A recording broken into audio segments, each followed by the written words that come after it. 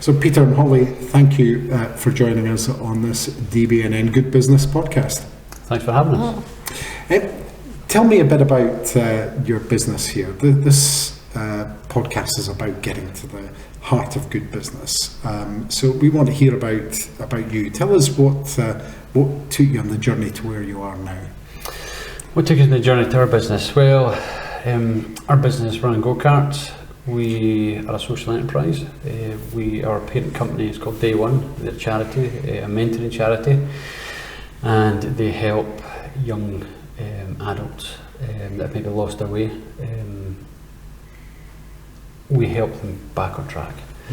We give them I wouldn't say a lifeline, but we point in the right direction with a mentor. And the idea is to be out of the NEET category, that's not in education, employment or further training. The idea is for us to then, at the end of the year mentorship, is to have a positive destination for these children to go into. So for us, Inverness Kart Raceway funds that, and for us that's the driving force behind our business.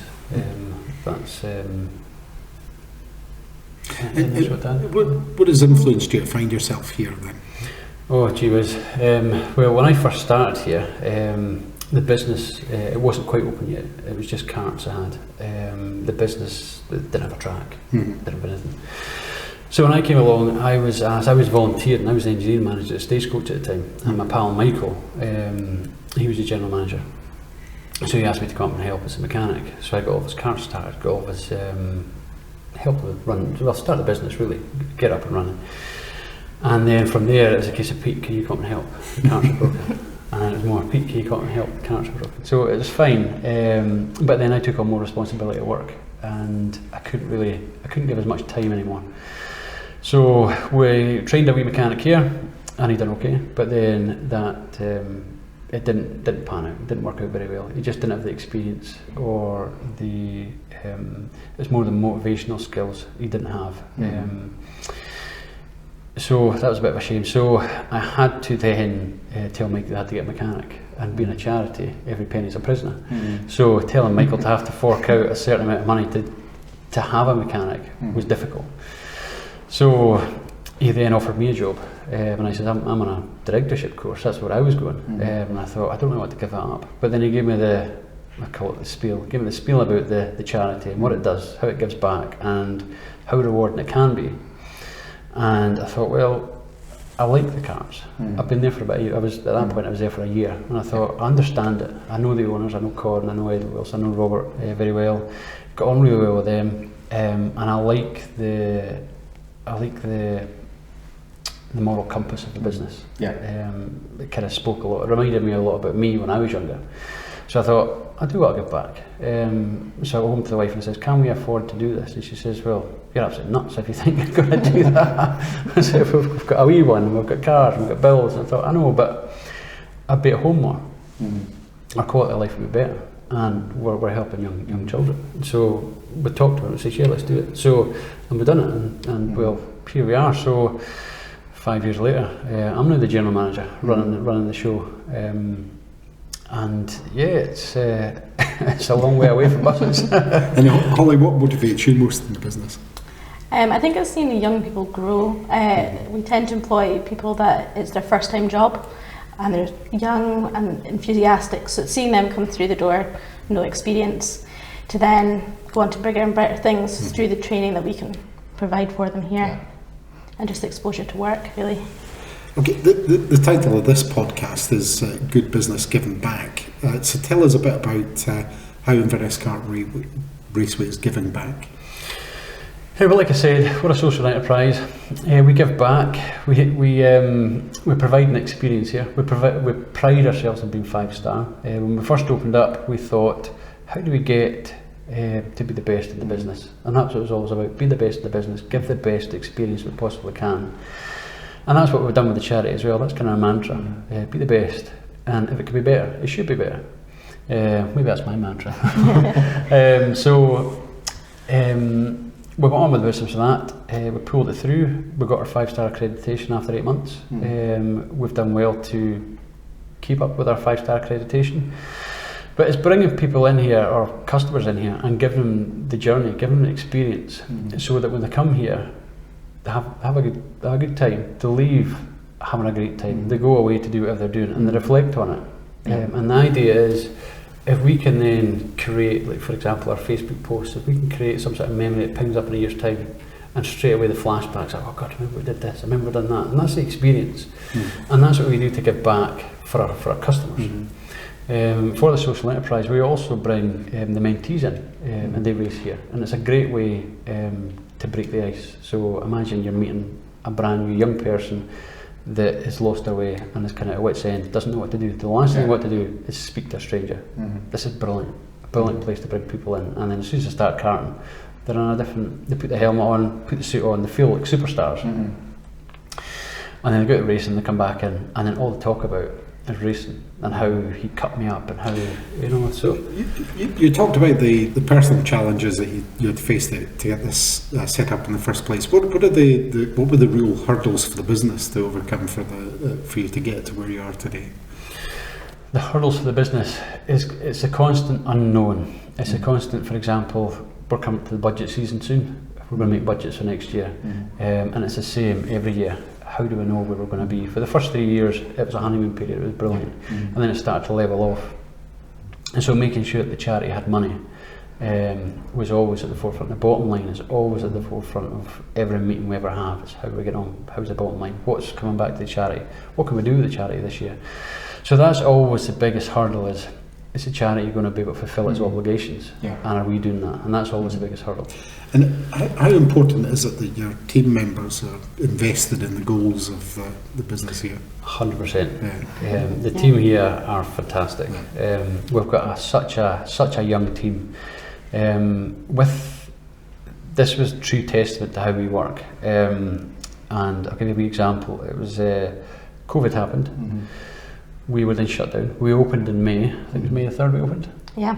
And we found out that most of our staff were going to go to university and go to college, so they were setting themselves up. So we had 2 weeks of staff in our busiest summer holidays we've ever had. And I thought, oh, what the heck is going on? So we had to very quickly hire a new duty manager. We had to then very quickly hire a new complement of staff. We still had a good team behind us, a good structure there, but it was more the meat and the bones. And does the kind of word of mouth from people who've been here and worked here, does that help you to recruit? Yeah. People think this is a cool place to work. We're a safe pair of hands when it comes to coming here, because people know it's good fun. They get to race in the go-karts. One of the questions that come in, can I get a shot at the go-karts? So, well, that's not really a question to be asking in an interview. But, so for us, it was a busy July, but it was the busiest July we've ever had. We're 100% over profit in July for a brand spanking new team, with maybe about 5 or 6 full-time marshals in there, helping them, just kind of guiding. Does it give you a lot of satisfaction to see people come develop and kind of move through, even if it is a pain to manage? Yeah, no, it definitely does. And you can see it, even just in their confidence. Sort of too afraid to speak to customers, and then suddenly they're doing briefings to big stag do's of 20 and just commanding the room, and that's a big, progression for them. It's important to say you don't let them drink here for the stag do's. No, of course. They drink next to it. The problem this is part of a day for them, maybe where they're very sober doing that. Tell us something people wouldn't necessarily know about your business. What would they not know about our business? Well, first thing they wouldn't know, a lot of people don't know, is that we're a social enterprise. I keep kind of going back to the social enterprise aspect, but they don't realise it. Also, we teach. Is that quite unusual for this type of business, for it to be a social enterprise? Yeah. Normally it's karting businesses. They're owned by people that used to kart professionally or amateur kind of karting. We're kind of a niche market, whereas we're run by businessmen, and whose main drive is bottom line, and it's feeding a charity.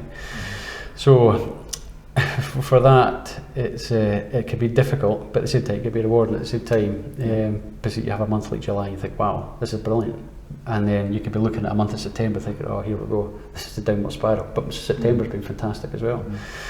So we're enjoying the gravy train at the moment, and this is the pandemic that's in a way to thank for that. People have been cooped up in the houses for a long time, and this is it now. I'll come to the pandemic and how you got through that, Right, what okay. happened there in a wee second or two. But obviously your business sounds like it's one that's by design got to be in a state of churn quite a lot of the time. Things are always moving. How do you learn and improve to keep pace with what your customers' demands are in that kind of environment? Well, we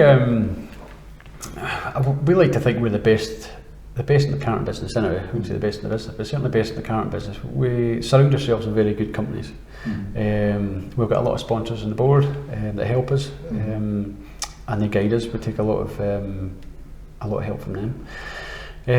We listen to our customers. Our customers will come in and they'll tell us, Pete, that bit there could maybe be doing a bit better, or can we change the track? And we changed the track in 2018, because there's lots of customers says, could do with an upgrade. Okay, we'll listen to that. We'll take an upgrade. We also listen to our staff as well, because at the end of the day, our staff are the key guys out there doing the job. And if there's an easier way to do it, I'm the first guy that'll say, yeah, let's make it easier. Let's make it more fun. You mentioned COVID a moment or two ago, and obviously everybody's had to get through the pandemic. It's been something we've all shared experiences of. Has coping with your business coming through the pandemic, has it changed the way you work? Has it given different ways of doing things? Yes, the pandemic's been really difficult. When we first started back, we didn't know if we were coming or going. We didn't know how many people were allowed in the building. We had to do risk assessments, safe system of work, and we had to keep updating that weekly as the new legislation came out. So it was a bit of a rat race just to find out, are we allowed to be open? Different tracks down south were allowed to open, but Scotland wasn't allowed to open. So for us it was a case of how do we get through this? And we kind of managed. We made it up as we went along. We'd done our best to adhere to the rules. We cleaned all of our touch points. We put new fancy cleaning apparatus in, state-of-the-art cleaning apparatus to clean our suits and our helmets to make sure everybody was safe. We bought different machines to clean all of our carts, to clean every room at the end of the night and in the morning. So yeah, COVID has certainly changed our business, and we're still doing it. Getting the kids to use the equipment properly is another thing, right enough. Gee whiz. But the good thing is everything's clean. I think it's the cleanest everything's ever been. So it's good seeing that, but it has changed. It is worth reflecting that when you come here and see it, just looks like it's sparkling clean as well, which is, not particularly what you might expect from a traditional kind of view of a go-kart track. But it does stand out in that way. Obviously, difficult time dealing with the pandemic, and you want customers back now. We all know about the importance for businesses of marketing their business. What do you think is the way forward for you marketing your business nowadays? Well, I'll let Holly take this up, because Holly is the kind of guru of marketing here. I think being ahead of the trends and things like that is important to us. Because we've got such a young team, they're really invested in our marketing as well, which is nice. Us being a charity as well, we obviously don't have a big budget for marketing, so we have to be really inventive of how to capture the attention of customers. So right now it's TikTok. We set up a TikTok account. One of our marshals went viral. It's got 40,000 views the other day just on a go-karting TikTok. So yeah, inventive and innovative is what we've got to do for our marketing to stay ahead of, just to keep everyone interested, really. And what impact has connecting more with your customers online had to your business in terms of, you said there's a viral effect and you got a lot of exposure. In terms of actual visits, customer support, sponsorship, what impact has that had for you? I think people are more online, and they're certainly looking at us before coming to the track. They're wanting to see what everything looks like. Also with COVID, just making sure that they're comfortable coming in. They would like to know what's through the door before they come through. So it's making sure we can show them that and put everyone at ease, and then just get excited really for coming in. So we have seen an increase in people, an online presence, especially for online bookings. They've especially boomed since reopening. I want to turn to your team just now. From what we've been discussing so far, it's clear that your team's really important to you. Can you tell us a bit about what you do to promote skills development, and do you have an example you could give us of your success in that? Yeah, sure. Yeah, I think Holly is a big success. We've got a few big successes here. Holly's certainly one. Holly started as a part-time receptionist. Yeah. And then she went to full-time receptionist, she went to duty manager, and now she's assistant general manager. I should be taking my job very soon if I don't watch. So Holly's come on a long way. Your background is Events. I did events management. at university, yeah. Mm-hmm. And just started working here and just loved what we do, really. Mm-hmm. And seeing everyone come through and, like I said before, grow, and it's such a nice place to work. So. Mm-hmm. Developing skills is really important for us, I think. Mm-hmm. So you got hooked into the values of the business. Yeah, that's me. 4 years later. and how do you think investing in your team and getting that ethos going helps your business bring greater value to your customers? The thing we do here, the thing we do really well, is that we have a lot of data to go through, and we kind of mine that data really effectively to know exactly where our customers are coming from. We know exactly when they come in the door, we know where they're coming from. If they're a repeat customer, they've booked in before, we know where they're coming from, so we can chat to them. The ones that do come in quite a lot, we're pals. I've always says, have a list of people, have a database of people, and make pals with them. The more times that somebody comes in, the more friends they become, and that goes from somebody that's a 5-year-old going on a dual kart to a 70-year-old who's given up his golf membership to come in and race in a go-kart.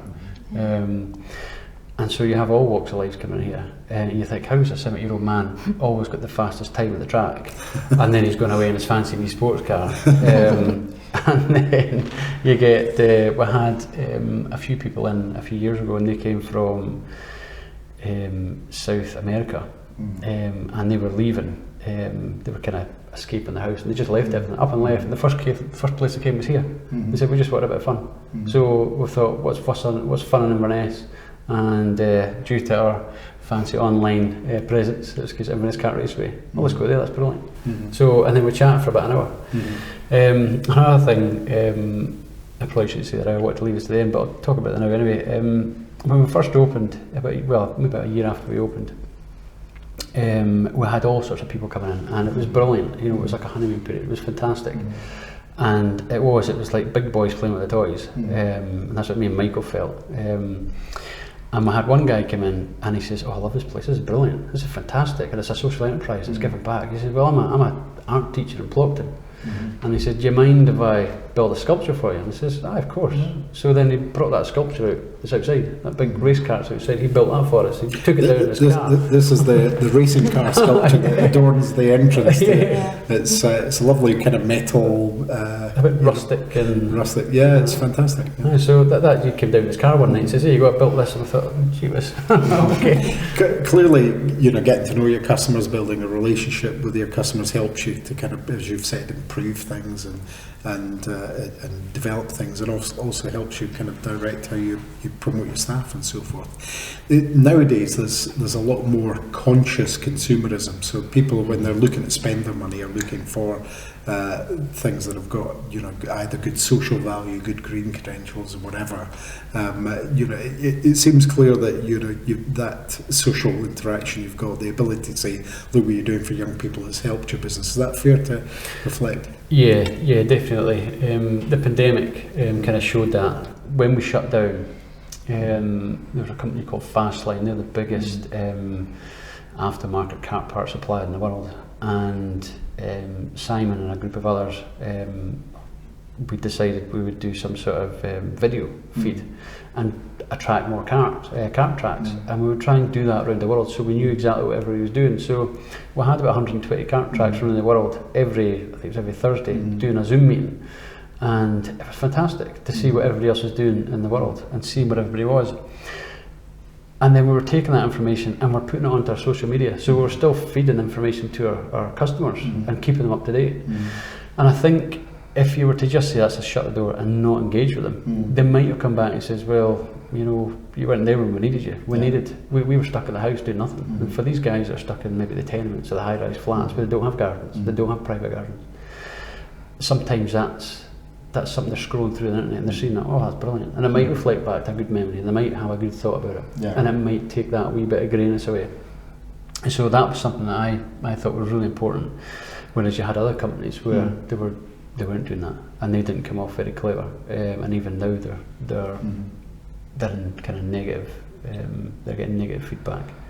One thing that would seem a difficult question, you know, for a kart raceway to answer in the first instance, we're talking about conscious consumers, people making a choice on these things. And obviously one of the challenges that faces everybody just now is that of climate change. How's your business meeting the challenge of climate change? Well, we're doing quite a lot with climate change. What we've done is we automate their fans, so they come on when the CO monitor says to tell us to come on, rather than just putting the fans on straight away. So that saves, on the first year we've done that, we saved £11,000 in a year, just with electricity on the fans. We've then automated our light system. We've taken half the bulbs out. We had a system there that was set for 360 lumens. We're only needing 20 lumens, so we took half the lights out, so saving a lot of money. We then changed the lights to LED bulbs as well. We've also put PIRs around the business for all the lights to come on and go off when nobody's in there. We have also instructed a company to start giving us quotes, which we've now got, to put solar panels on the roof. We've got a massive big flat roof. It's out of the way, it's out of sight, it's out of mind, nobody sees it. And so our plan is to put solar panels on the roof and have some sort of battery storage there and help us offset a wee bit of electricity.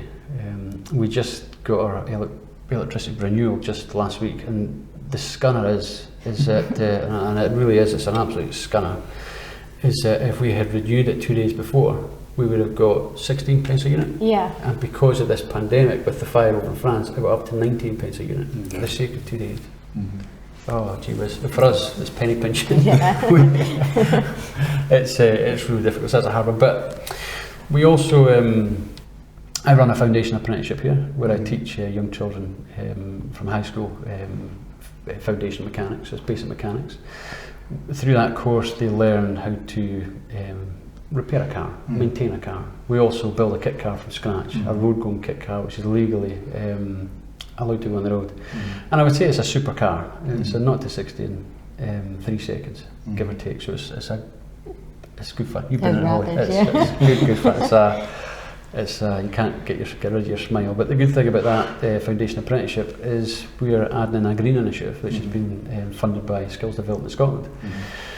And so with that, we're going to teach one cohort, so one school, a class of 17, about their carbon footprint. What is their responsibility when it comes to being more carbon neutral, or trying to be carbon neutral? We're trying to be a carbon neutral carton facility.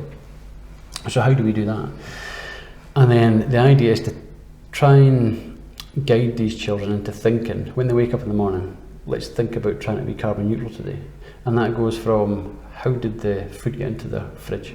When they go to get their breakfast, how did that get there? It's not just about going to the shop and buying it, it's how did they get into the shop? And then go one step further, how did the truck driver get it? You know, so it goes all the way back, and there's a chain of events, and if we can just get one person to think smartly about it, think, well, I'm going to make a change.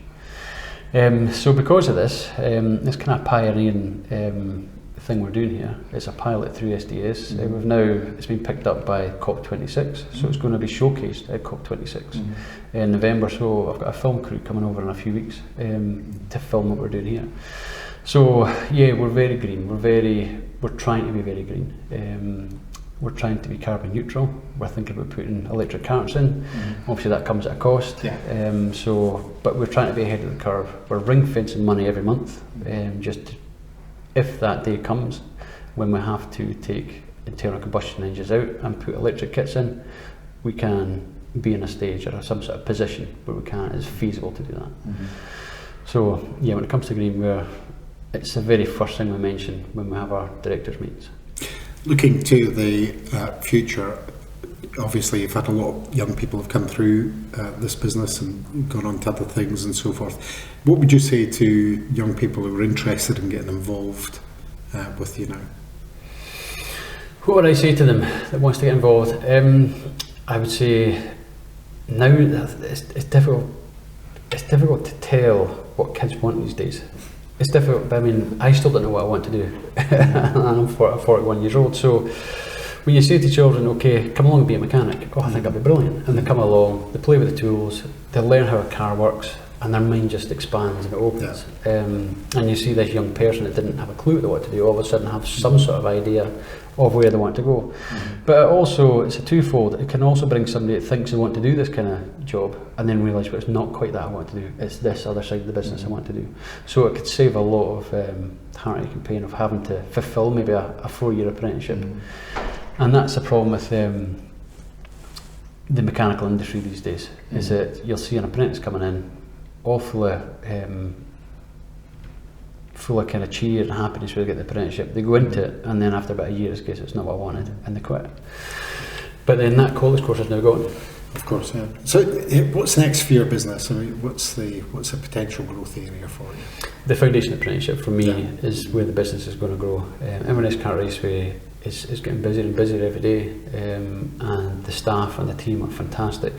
But for me, where I want to grow my business is in the foundation apprenticeship, and work more with schools to then try and get these children into more sustainable employment, and they're actually going to stay in employment and have a positive journey. Is there anything else you'd like to tell our listeners about Inverness Kart Raceway? I think we've said everything really. It's good fun. Yeah, it's great fun.